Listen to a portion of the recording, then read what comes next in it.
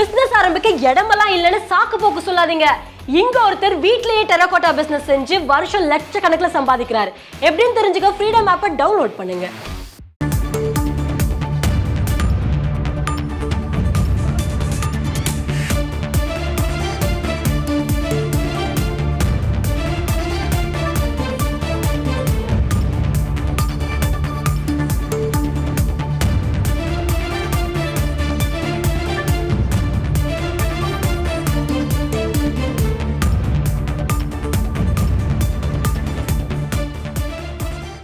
பல்லடத்தில் ஒரே குடும்பத்தைச் சேர்ந்த 3 பேர் கொடூரமாக கொலை செய்யப்பட்டிருக்கிறார்கள்.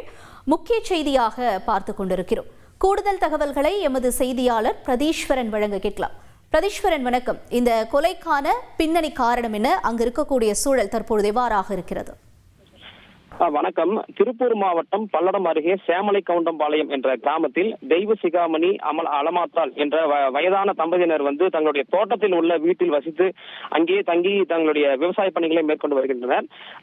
அவரது மகன் செந்தில்குமார் ஐடி நிறுவனத்தில் கோவையில் பணியாற்றி வரும் நிலையில தனது மனைவி கவிதா மற்றும் அவரது ஒரு மகன் ஒரு மகளுடன் கோவிலேயே வசித்து வருகிறார். நிலை நேற்று இரவு மர்மன் அவர்கள் தெய்வ சிகாமணியுடைய தோட்டத்து சாலைக்கு வந்ததாகவும் தெய்வ சிகாமணியை தோட்டத்தில் வைத்து கொடூரமாக வெட்டியுள்ளனர். அதை தடுக்க சென்ற அலமாத்தாள் மற்றும் அவரது மகன் செந்தில்குமார் ஆகியோரையும் கொடூரமான முறையில் வெட்டி கொலை செய்யப்பட்டுள்ளனர்.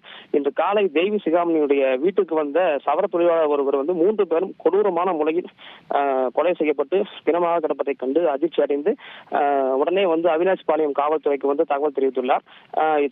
சம்பவத்திற்கு விரைந்து வந்த அவினாஷ் பாளையம் காவல் ஆய்வாளர் மற்றும் பல்லடம் காவல் கண்காணிப்பாளர் சுரேஷ் தலைமையிலான காவல்துறை தடயவியல் நிபுணர்கள் மோப்பனாய் உதவியுடன் கொலை சம்பவம் நடந்த இடத்தில் தீவிரமான விசாரணையை மேற்கொண்டு வருகின்றனர். கொலைக்கான காரணம் என்ன என்பது இதுவரை தெரியவில்லை. கொலை சம்பவத்தில் ஈடுபட்ட நபர்கள் யார் என்பது குறித்தும் போலீசார் தீவிர விசாரணை மேற்கொண்டு வருகின்றனர். மேலும் கொலை செய்யப்பட்ட தெய்வ சிகாமணி அலமாத்தாள் மற்றும் அவரது மகன் செந்தில்குமார் ஆகியோருடைய உடலை தற்போது கைப்பற்றி ஆம்புலன்ஸ் மூலமாக திருப்பூர் அரசு மருத்துவமனைக்கு அவருடைய உடல்கள் உடற்கூறு ஆய்வுக்காக அனுப்பி வைக்கும் ஏற்பாடுகள் நடைபெற்று வருகிறது. மேலும் இது கொலை சம்பவம் நடந்த தகவலை அறிந்து அப்பகுதியில் அவருடைய அந்த இறந்தவருடைய உறவினர்கள் அவருடைய வீட்டிற்கு வந்தவண்ணம் உள்ளனர். மேலும் அவருடைய உறவினர்கள் கதறி எழும் காட்சிகள் காண்பரை கண்களை செய்கிறது. உங்களுடைய விரிவான தகவல்களுக்கு நன்றி பிரதீஸ்வரன்.